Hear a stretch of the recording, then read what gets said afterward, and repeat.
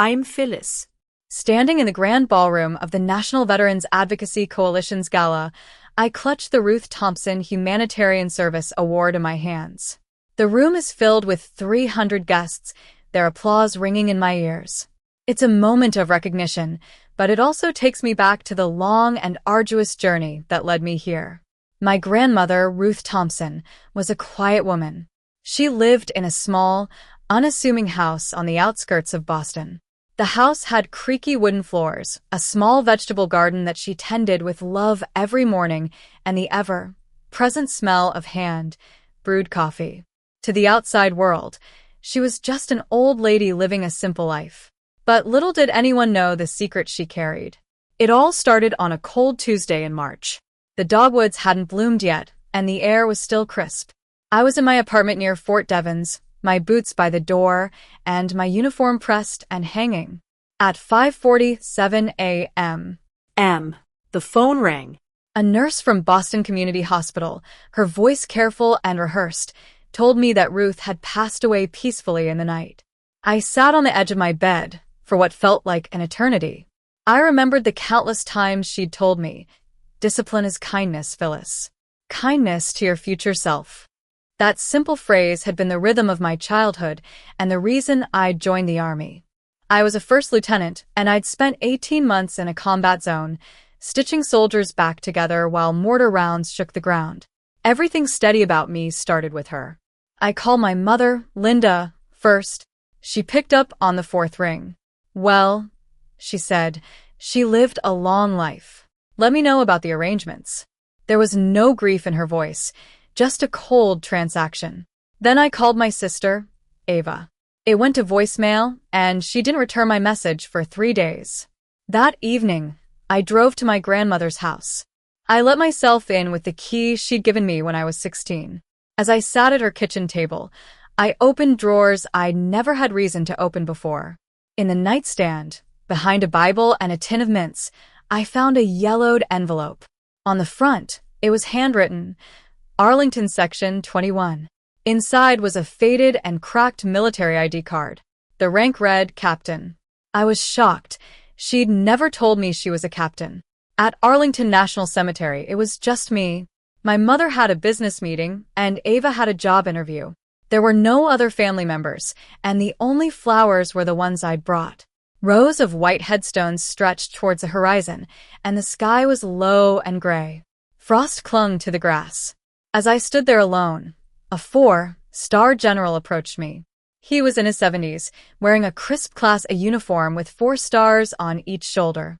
He shook my hand and said, "Fly to Geneva. Give them your grandmother's name. They'll understand." Before I could ask what he meant, he pressed a business card into my palm and walked away. I drove back to Boston with a business card on the passenger seat, filled with questions. That night, I told my mother about the general. She laughed dismissively. "Some old man playing soldier at a cemetery," Linda said. "Don't waste money flying to Europe, Phyllis. You're a lieutenant, not a millionaire." But a 4-star general doesn't show up to a stranger's burial without a reason. I called the number on the card. General Henry Black answered on the second ring. "Ruth served under me in Vietnam," he said. "Field Hospital Da Nang, 1970. She was the best surgical nurse I ever commanded. What she did after the war. You need to see it for yourself." He wouldn't say more. I used my leave days and savings to buy a ticket to Geneva. My mother thought I was crazy, but I couldn't ignore the general's guidance. The flight was long, and I had plenty of time to doubt myself. Maybe Linda was right, and Geneva would be a dead end. When I arrived at a stone building near Lake Geneva, an old European-style structure with ivy on the walls, a woman at the mahogany reception desk looked up when I gave my name and my grandmother's. Something shifted behind her eyes, and she picked up the phone, spoke quietly in French, and then motioned for me to wait. 2 minutes later, a woman in her late 60s, with silver hair and a gray suit, stepped out. She introduced herself as Margaret Reed, a trust attorney who had managed my grandmother's affairs for over 2 decades. She led me to a conference room with a long walnut table and windows overlooking the lake. She opened a leather binder and said, 22 years ago, Your grandmother established an irrevocable charitable trust through this foundation.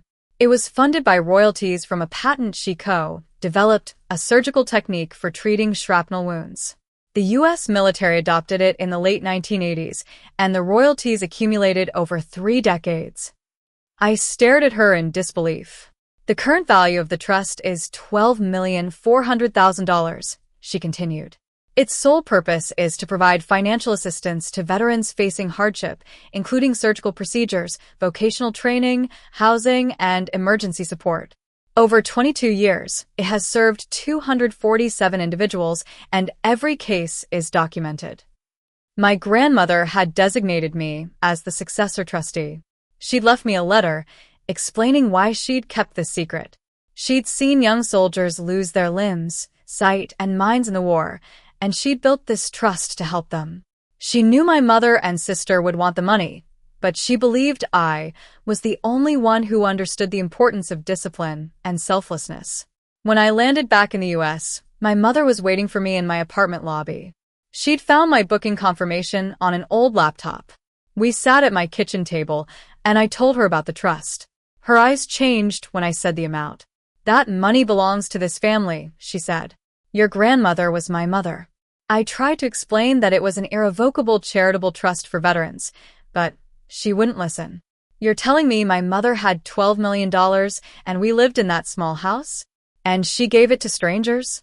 she said, standing up angrily. Ava called the next day. She started sweetly, but then she got to the point. "About my wedding," she said. "Just a small portion of the trust could cover it. Grandma would have wanted me to have a beautiful wedding, don't you think?" I told her that the money was for veterans, and she became angry. "You always thought you were better than us because you spent time with her. This is a family matter, Phyllis." Within 48 hours, my mother launched a campaign.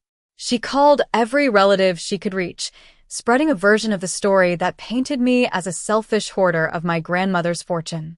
I felt like I was about to fight a war with my own family.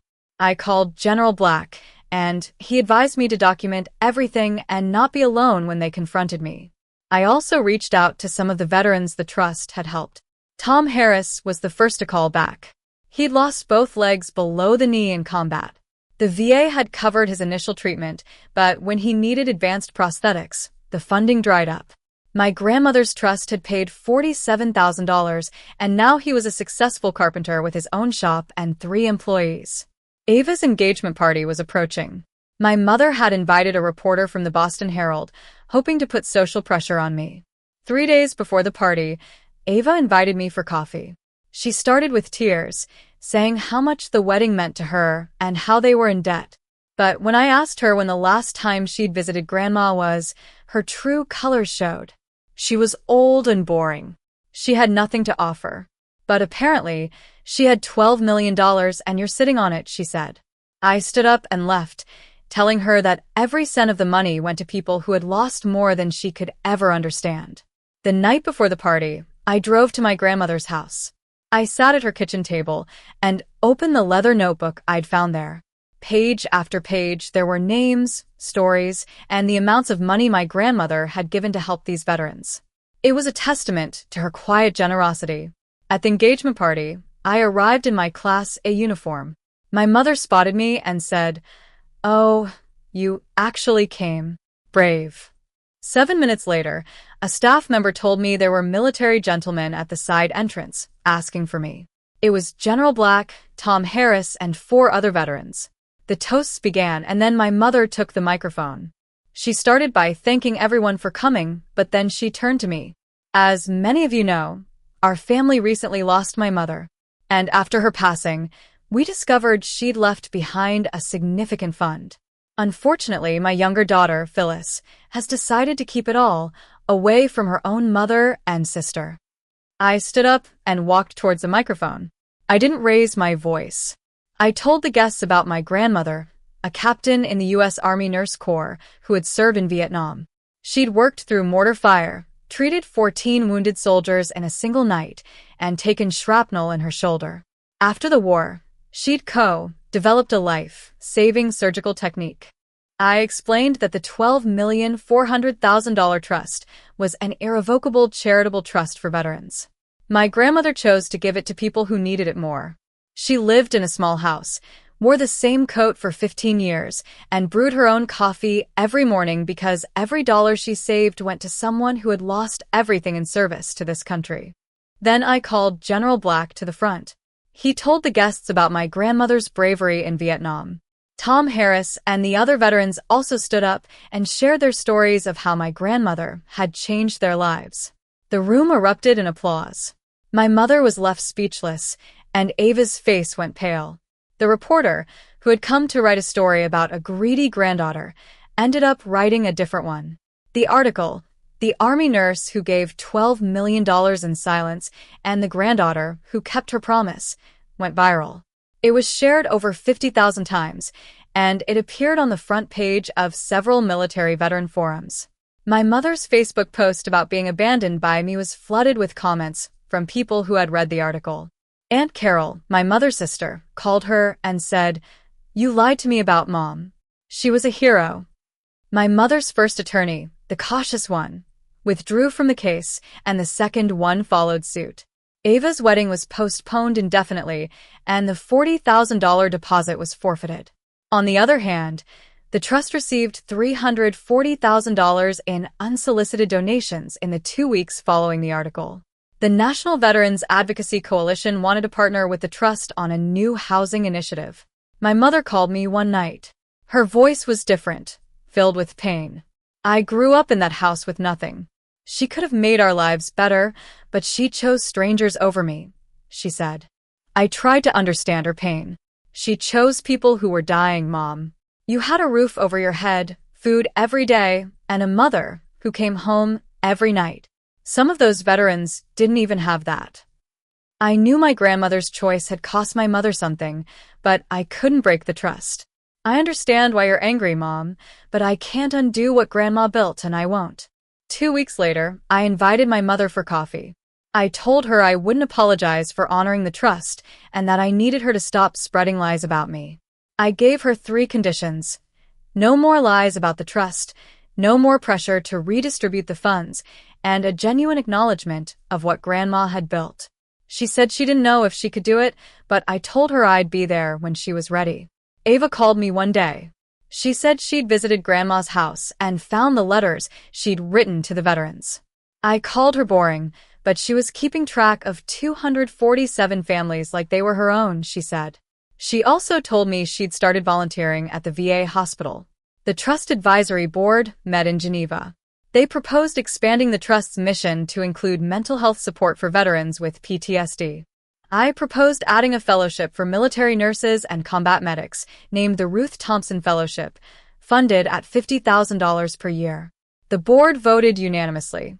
As I stand here at the gala, holding the award in honor of my grandmother, I know that her legacy will continue. The list of people helped by the trust is growing, and I'm committed to carrying on her work.